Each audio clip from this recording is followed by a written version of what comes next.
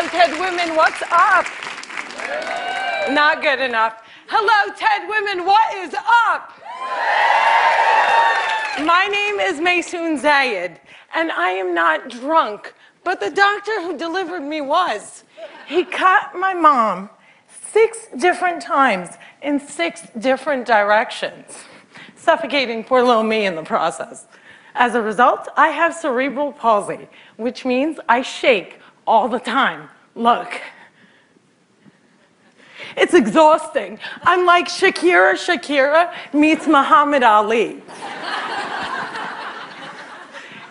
CP is not genetic. It's not a birth defect. You can't catch it. No one put a curse on my mother's uterus, and I didn't get it because my parents are first cousins, which they are. It only happens from accidents, like what happened to me on my birthday.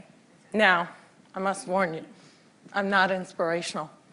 And I don't want anyone in this room to feel bad for me, because at some point in your life, you have dreamt of being disabled.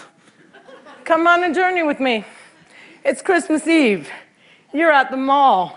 You're driving around in circles looking for parking. And what do you see? 16 empty handicap spaces. And you're like, God, can't I just be a little disabled?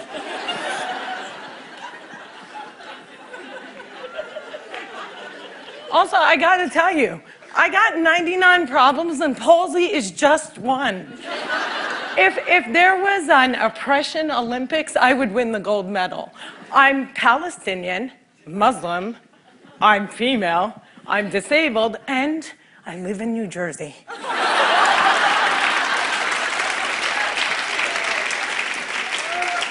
If you don't feel better about yourself, maybe you should. Cliffside Park, New Jersey is my hometown. I have always loved the fact that my hood and my affliction share the same initials. I also love the fact that if I wanted to walk from my house to New York City, I could. A lot of people with CP don't walk. But my parents didn't believe in can't. My father's mantra was, you can do it. Yes, you can. So, if my 3 older sisters were mopping, I was mopping. If my 3 older sisters went to public school, my parents would sue the school system and guarantee that I went too. And if we didn't all get A's, we all got my mother's slipper. My father taught me how I walk when I was 5 years old by placing my heels on his feet and just walking. Another tactic that he used is he would dangle a dollar bill in front of me and have me chase it. My inner stripper was very strong, and by the first day of kindergarten, I was walking like a champ who had been punched one too many times.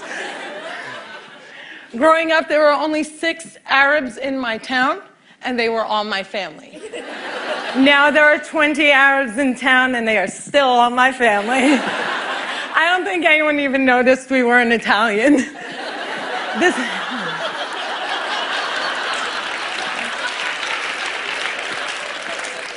This was before 9/11 and before politicians thought it was appropriate to use "I hate Muslims" as a campaign slogan. The people that I grew up with had no problem with my faith. They did, however, seem very concerned that I would starve to death during Ramadan. I would explain to them that I have enough fat to live off of for 3 whole months, so fasting from sunrise to sunset is a piece of cake. I have tap danced on Broadway. Yeah, on Broadway. It's crazy. My parents couldn't afford physical therapy, so they sent me to dancing school. I learned how to dance in heels, which means I can walk in heels. And I'm from Jersey, and we are really concerned with being chic. So if my friends wore heels, so did I. And when my friends went and spent their summer vacations on the Jersey Shore, I did not. I spent my summers in a war zone because my parents were afraid that if we didn't go back to Palestine every single summer, we'd grow up to be Madonna.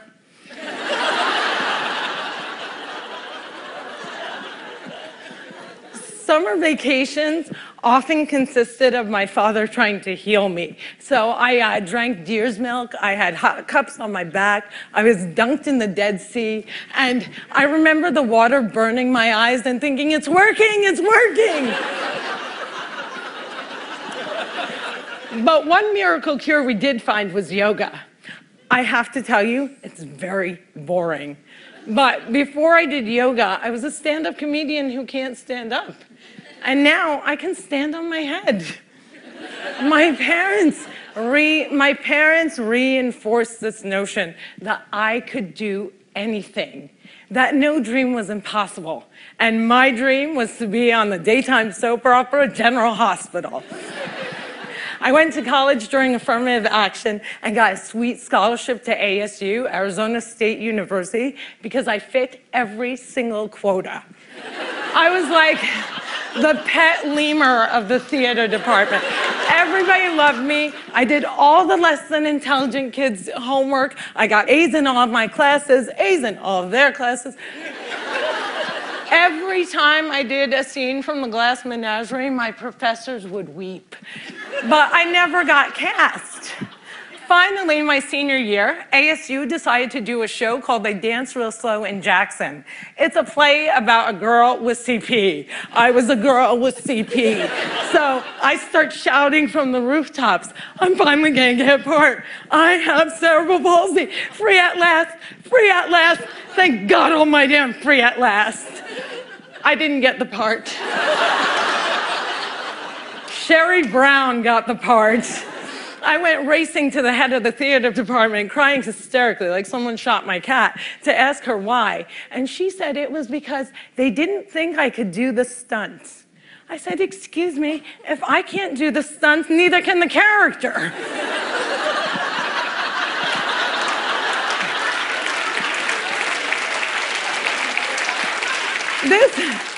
This was a part that I was literally born to play, and they gave it to a non-palsy actress. College was imitating life. Hollywood has a sordid history of casting able-bodied actors to play disabled on screen.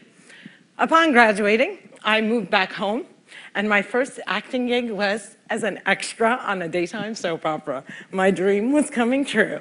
And I knew that I would be promoted from diner to wacky best friend in no time. But instead, I remained a glorified piece of furniture that you could only recognize from the back of my head. And it became clear to me that casting directors didn't hire fluffy ethnic disabled actors. They only hired perfect people. But there were exceptions to the rule. I grew up watching Whoopi Goldberg, Roseanne Barr, Ellen, and all these women had one thing in common. They were comedians. So I became a comic.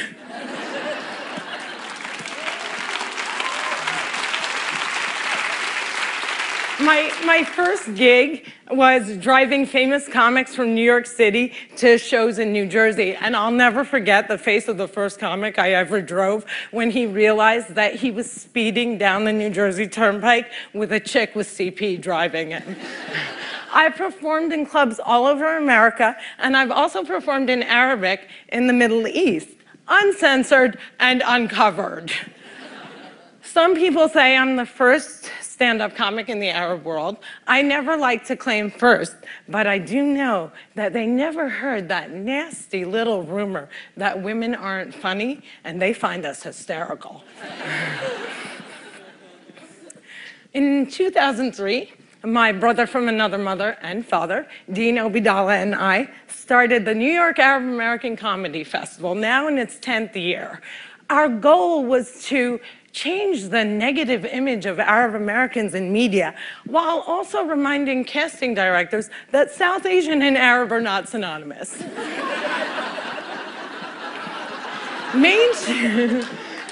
Mainstreaming Arabs was much, much easier than conquering the challenge against the stigma against disability. My big break came in 2010. I was invited to be a guest on the cable news show Countdown with Keith Olbermann. I walked in looking like I was going to the prom, and they shuffle me into a studio and seat me on a spinning rolling chair. So I looked at the stage manager and I'm like, excuse me, can I have another chair? And she looked at me and she went, 5, 4, 3, 2, and we were live, right? So I had to grip onto the anchor's desk so that I wouldn't roll off the screen during the segment. And when the interview was over, I was livid. I had finally gotten my chance and I blew it. And I knew I would never get invited back.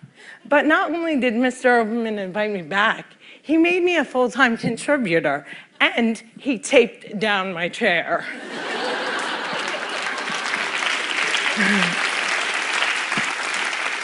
One fun fact I learned while on the air with Keith Oberman was that humans on the internet are scumbags. People say children are cruel, but I was never made fun of as a child or an adult. Suddenly, my disability on the World Wide Web is fair game. I would look at clips online and see comments like, yo, why is she tweaking? Yo, is she retarded? And my favorite, poor Gumby-mouthed terrorist, what does she suffer from? We should really pray for her. One commenter even suggested that I add my disability to my credits. Screenwriter, comedian, palsy. Disability is as visual as race. If a wheelchair user can't play Beyonce, then Beyonce can't play a wheelchair user. The disabled are the large... Yeah, clap for them, man. Come on.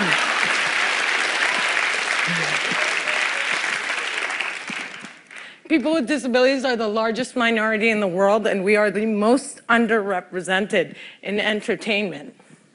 The doctor said that I wouldn't walk, but I am here in front of you. However, if I grew up with social media, I don't think I would be. I hope that together we can create more positive images of disability in the media and in everyday life. Perhaps if there were more positive images, it would foster less hate on the internet. Or maybe not. Maybe it still takes a village to teach our children well. My crooked journey has taken me to some very spectacular places. I got to walk the red carpet, flanked by soap diva Susan Lucci and the iconic Lorraine Arbus. I got to act in a movie with Adam Sandler and work with my idol, the amazing Dave Matthews. I toured the world as a headliner on Arabs Gone Wild. I was a delegate representing the great state of New Jersey at the 2008 DNC, and I founded Maysoon's Kids, a charity that hopes to give Palestinian refugee children a sliver of the chance my parents gave me. But the one moment that stands out the most was when I got, before this moment,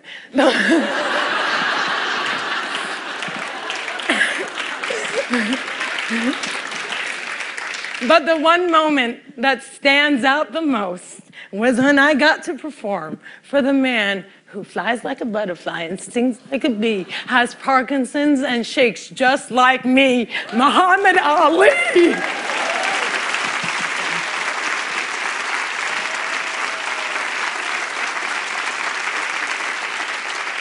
It was the only time that my father ever saw me perform live, and I dedicate this talk to his memory. Allah yarhamak yaba. My name is Maysoon Zayed, and if I can, you can.